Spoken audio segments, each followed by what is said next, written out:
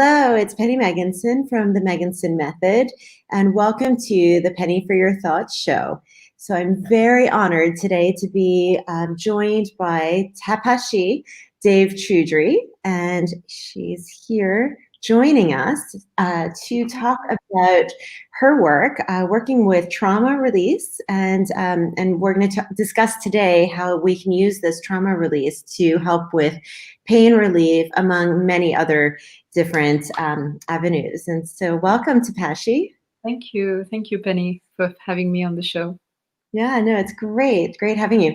So why don't you start by explaining where you got your inspiration from? When did all of this work begin for you? So my original background is traditional Hatha Yoga. So everything started from yoga. And I used to have a lot of classes where people would cry towards the end of the session, and then they would say, I had this image of this memory that I had, or I've been feeling like this until now, and suddenly I feel like a weight has dropped. Yeah, and I started realizing that with this, and I always stuck to very traditional philosophy of yoga, even in my classes. And it makes something shift and change in the body, and not just making physical changes, but also emotional changes, and which can be quite powerful. And so it really started from the yoga classes that I did myself. I experimented on myself and felt myself, and then when I started teaching, I noticed that with each class, depending on what kind of a class it was, what I was emphasizing on, there were different kinds of experiences coming up, which gave me the first direction towards the work that I do today. Yeah. Okay. How would you say, because it's not just a typical yoga class that you're teaching when you're doing your work, how would you say that traditional yoga is different to the most of the modern yoga classes that we see today? You've been to a class, so you know you've been to a class, so you know what I propose. So it's based on when I talk about traditional yoga, I really mean a yoga class where you are active but relaxed at the same time. Whereas in most modern yoga classes, you have a phase of active, but at the same time, a little bit stressful part of the yoga class. And then you have the Shavasana, where you have the relaxation. Whereas in a traditional Hatha Yoga, if you go to the oldest texts that describe this phenomenon, which is yoga, it is a state of being in complete relaxation, even in postures. The Sanskrit word yoga is not a verb, it's a noun. It means a state of being. It's a state of being in union, body, mind, and spirit in one place at the same time. So this is a state that can be achieved with physical activities. It doesn't have to be one of those postures that you see in a book. It can happen while you are running, while you are walking, while you are skiing, surfing, doesn't matter what, walking your dog, gardening, baking.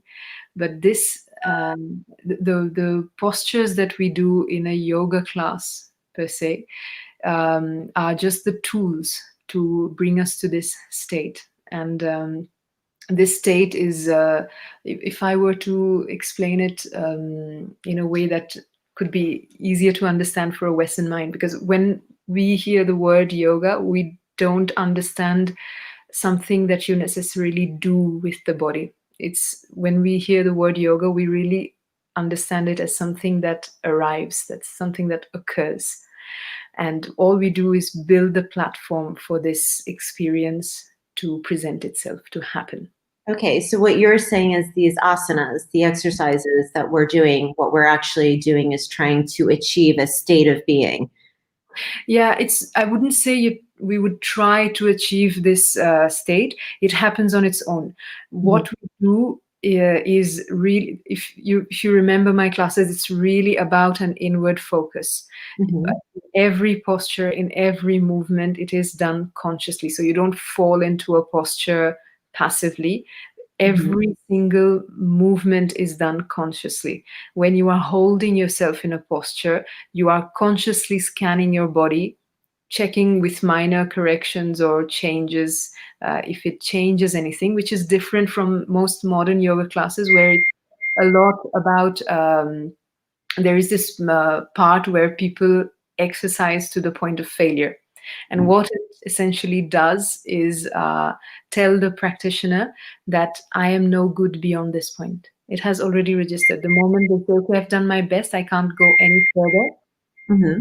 which is, there's a signal in the brain that says, I'm not good enough for the next part. So this message of I'm not good enough essentially cannot be a part of what we describe as yoga. Does that make sense? Yes, yeah, absolutely. Yeah. Yeah, I love the way that you talk about how it's really about body awareness. And, it's not about trying to get your knee as straight as you can or to have it the straightest in the class and that sort of thing. It's about just feeling in your body Yeah. in that moment. So one class, you might get further than in another class. And it's really about where you are on the mat that particular day and just Yeah. feeling that. Is that ring? Do you hear that ring? Is it from me or? No, it seems to be something that's happening on my computer. I don't know. I'm Okay. ignoring it, but go on. Okay. Yeah. So yeah, that's what I mean. In fact, in this state, naturally, for example, the vagus nerve, it's one of the cervical nerve. It goes down all the way through the body. Uh, in the kind of yoga that I would call traditional yoga, Mhm. vagus nerve is calmed spontaneously. It calms down spontaneously. The person goes into a parasympathetic nervous system where they're not in the situation of, should I fight for my life or should I run away? Yeah. They're not in the fight or flight state. See, they are really in the rest and digest state. And when we are able to be active in that relaxed rest and digest state, Mhm. is when we start experiencing yoga in its purest form, in the form where starts releasing toxins from the body. It starts cleansing itself. It even starts cleansing itself of the memories, the information that are stored in the body, in the body mind, I would call it, because our body doesn't really function separately from the mind, nor does the mind function separately from the body. They are in fact one unit. So yeah, Okay. Yeah. Okay. What about the trauma release side of it? How does that work? How does that come into play with the yoga asanas and the work? So in the trauma release sessions, for example, I do sessions specific to the sacral region or specific to the shoulder and neck, or the cervical region, thoracic region. It can be done in two parts together, but what is the essence of it is that we create conscious fatigue in the muscles. And when this conscious fatigue kicks in, the muscle starts shaking by itself involuntarily. So you've been to a few of my sessions, so you know that this shaking or trembling is not really voluntary shaking. You don't really shake it out saying, I'm going to shake Yeah. this muscle. Yeah. These are very deep muscles in the body, which we don't have voluntary control over. And when they shake out, this is a very a primitive way of releasing information that we no longer need to store in the body. Animals do it. If you see a cat or a dog even tasting something they don't like, or experiencing any slight trauma that Yeah. they don't want to, they shake it out. And we do that too, but we have created such a strong armor of control of how we should and present ourselves in front of the world outside, that it takes the pain, physical or emotional, to be a very, very high level of pain. In fact, when we experience very high level of physical or emotional pain, the body shakes itself out involuntarily. So Mhm. what we do in these trauma release sessions is we go into specific parts of the body, where in Eastern tradition we say that we store different kinds of emotions, and it's quite literally shaking it out. Yeah. Okay. And how long do these episodes of the shaking typically last when you work in a session? Um, it could last a few minutes normally, and sometimes even on the way back, I've had people telling me I was on the bus or the train, and I could still feel like a slight bit of trembling inside my leg or inside of my hips, and that Mhm. is completely fine. It does not last forever. It's it, in the end, if we talk Yeah. very, very physically, it's the muscle fatigue. So the muscle rejuvenates, recovers itself, and the concept, if I go into for example, concepts like mudras and bandhas in yoga, uh, Mhm. we create conscious tension, and when we create conscious tension, the body knows how to relax. But if the tension happens, which it does when we experience a stressful situation, the body tenses up Uh-huh. unconsciously. And when that happens, it does not know how to relax. And then it stores the information in the body. And then it brings up similar situations, because our souls are very, very evolved. We are very, very evolved beings. Mhm. So we encounter similar situations again and again. It's like our soul telling us, have you seen it? Do you see this yet? And until we see it, uh, we cannot heal what we cannot feel. Yeah. So And that, so I guess that's sort of why we keep making the same bad decisions and that sort of yeah. thing until Yeah. we finally realize or learn. Um, Exactly, exactly. People have even got relief from physical pain from a good massage, for example. It can go away from a good massage, or yeah. So, but the thing is, because we make these decisions, even the way we stand, the way we hold ourselves, the when if we have to stand long hours, the way we position ourselves on either of the feet or both feet. Sometimes we put more weight on the outside of the feet, sometimes more inside of the way we hold ourselves gives a lot of information to our body mind about the feeling that we are carrying, the feeling that we have. And in fact, when we do these trauma release sessions, we create consciously the same kind of tension, and then the body releases itself. So when we talk about mudras, for example, if I mhm. talk about the root chakra, the Mula Bandha, Mhm. the root chakra engages itself, or yeah, activates itself as soon as we experience something that compromises our sense of security. Every time we see something violent on television or in real life, something that is stressful, Mhm. the the root lock happens spontaneously. It's the first thing that happens. If next time you watch something violent on television or experience something stressful, observe what happens in the body. It's the root chakra that pulls up. In animals, it's very clear. If there's a birthing deer who sees an elephant coming, she can Yeah. stop labor straight away, and she pulls the root up. So when you're talking about the root chakra, just for those watching, it's like the pelvic floor. It's that sort of feeling, right? Yeah. Yeah, the pelvic floor that pulls itself up. So this happens in any stressful situation naturally. But and this is our defense mechanism. This is the something that the body does to protect itself. Mhm. But when this happens unconsciously, the body doesn't know how to relax.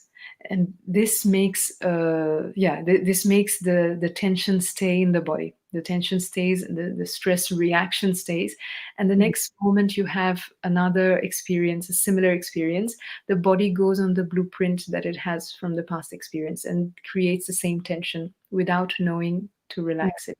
And then we create this continuous chronic system of it's like a And muscle tension and that sort of thing. exactly. So it's a proper pathway. You reach that point from a few points, and when you reach that point, the body has its memory of what it has to do, what it should do, and we do the same thing all the time. That's why from a massage it can go away, but because we do it from our subconscious, it comes back because we do the same things again.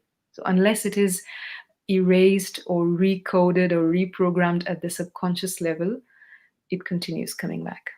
Okay. Can you describe some of the patients that you've worked with, and some of the benefits they've had?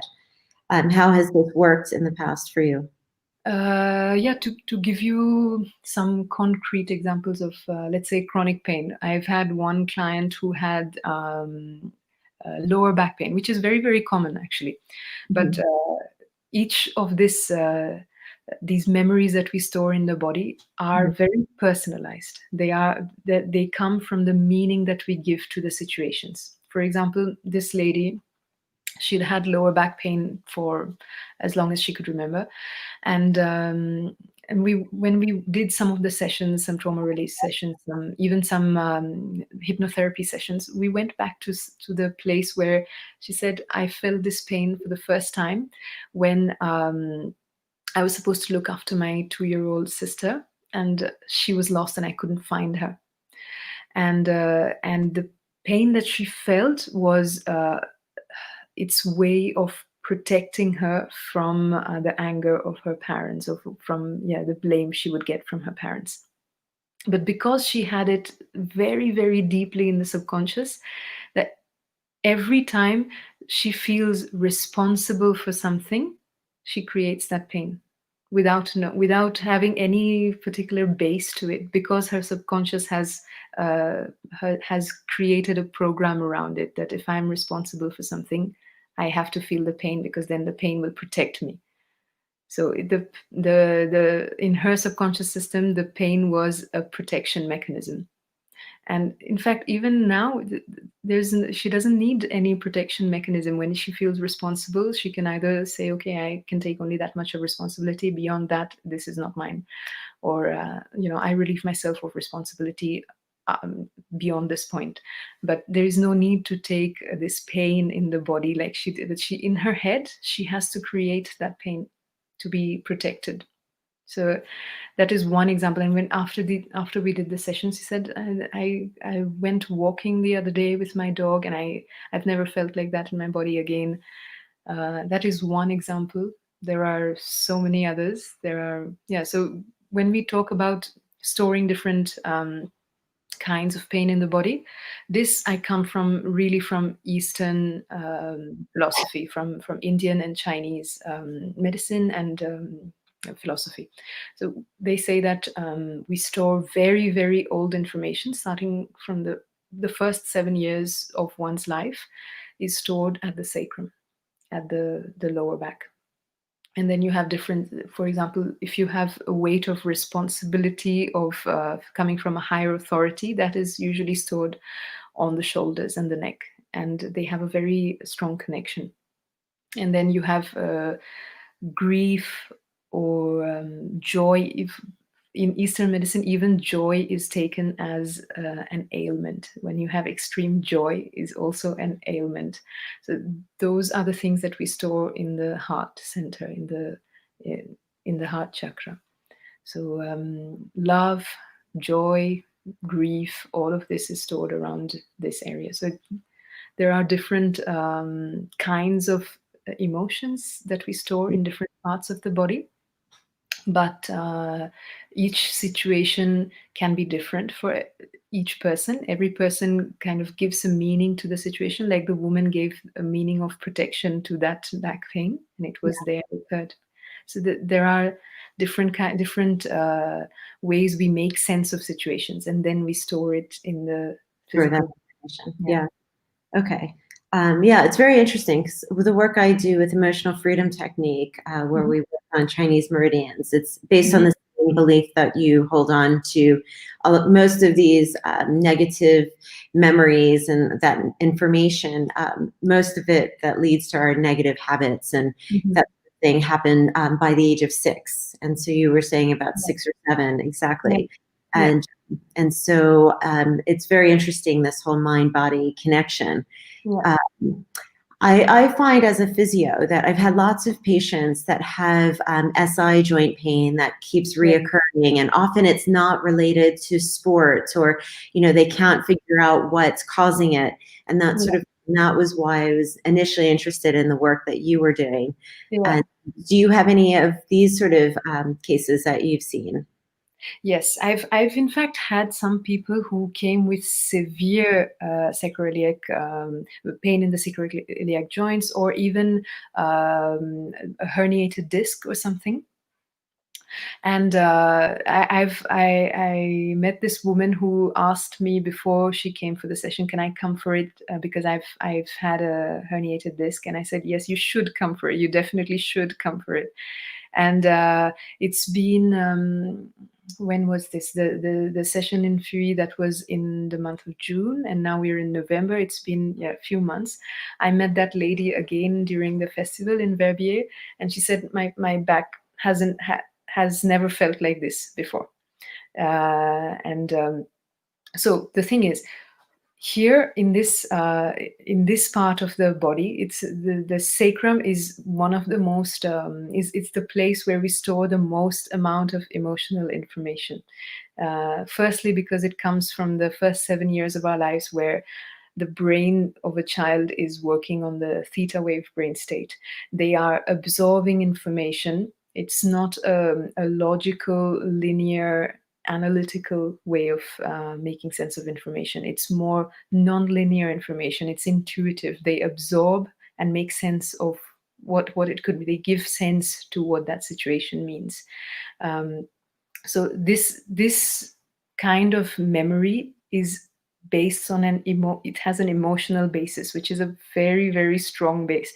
Because if we look at our programs of action, how we act and behave and respond to different situations, our emotions will be a much stronger basis of action than logical reasoning. This is why, when some people ask, how does a person like Trump become president of America? Because people act from emotion. People don't act from logic or reasoning. It's very basic. It's as basic as a child going to their mother, because they connect emotionally. When there is an emotional connection, it will always take a step higher than a logical reasoning. So here we are talking about those kind of emotions, and this is the place of the first two chakras, the root chakra and the swadhisthana chakra, the sacral chakra. So these two chakras are the basis that give your sense of security, sense of safety, sense of having a firm ground where you build your life. And then you have the freedom of expression, freedom of really living your emotions without having to suppress them. So these can come from a child experiencing just something as simple as singing a song, but very loud, and the parents say, "Can you please shut up?" Or something like they draw a painting on the wall because they want to show how much they love the mother. So they draw a painting of the mom and the dad and the child itself, and and the parents come home, and the first thing they do is shout at them for drawing in the wall. Whereas for them, it was them expressing their deepest emotions, their deepest love. Yeah. And Yeah, it's amazing how often people think, oh, well, trauma, I don't have any trauma in my life. And it's usually a lot of these small situations where when it comes up for someone, they're like, I never realized that it even happened. And, and it's very hurtful for a child. It really makes you think about being a parent and the things that we say. You really have to watch your words, because as a child, you really feel those emotions and the sadness or the hurt, when a mother is just, or a father is just making a comment because they're stressed or they're busy or they just need to get something done. And you really hold on to that information, and it's like, am I really a mother? Am I really stupid? Or, these sorts of things. And you really hold on to that information, and it's amazing. Yeah. And this information is emotional. It's strong emotion. You store it, and every time you feel this emotion, your body releases an exact set of hormones. So there's a biochemical reaction in your body happening at the same time. Your neurotransmitters neurotransmitters are sending out set of information, and you have a blueprint of this. How is the neural pathway of this situation? How is the biochemical blueprint that you have of the hormones? And every time a situation falls into one of these little nooks and crannies of what meaning you gave, Yeah. we go directly to that. We go directly to that, create the exact set of hormones, exact set of neurotransmitters, and we make sense of the world just like that. We are just grown-up children in the end, you know? Yeah. And I think a lot of the things that trigger stress for us is based on this. And so these little things, these seeds that were created when we were younger, the boss that's just telling you to, get on with your work, you're feeling that sense of, oh, I'm not good enough, or, oh, I'm not smart enough, because that seed had been planted years before. And if you can erase that information, then you would just get on with your job and you'd believe in yourself. And, we would all be just moving forward and not holding on to such negative information. Exactly. Yeah, really. And in yoga, we talk about how we really learn about how the body has small tools of finding these very subtle informations. You can explore it through postures. You can explore it through breathing techniques, which I use during my classes as well, through movement. And these are very subtle, and it's just information that you store in the body. Which the good news about that is that you have access to it. You have access to using to finding this information in your body. And this is the work that I do. It's very simply put, this is the work that I do. Yeah, well, I'm a strong believer that getting rid of this negative information really helps you to move forward and deal better with stress, but also manage pain. And often a lot of the chronic symptoms that we see either go away, or we just learn to manage them in a better, more productive way. And I've seen that a lot in my patients as well. So I love the work that you're doing. And thank you so much for joining us today. Pleasure. Tapashi, if anyone is interested in getting a hold of you, how can they find you? There is my website, which is tapashiyoga.com, or you can write to me at d.tapashi@gmail.com. They can write to me and we can talk. Yeah. Of course, you can always get in touch with me as well if that's easier. And I will give Tapashi's details to you. And thanks so much for joining us. If you've got any questions or comments, please feel free to leave those as well. And I look forward to seeing you next week. And Tapashi, again, thank you so much for joining us. Thank you. It was such a pleasure. It's always such a pleasure to talk to you. So thank you so much. Pleasure myself. Bye-bye. Thanks for watching. Bye-bye.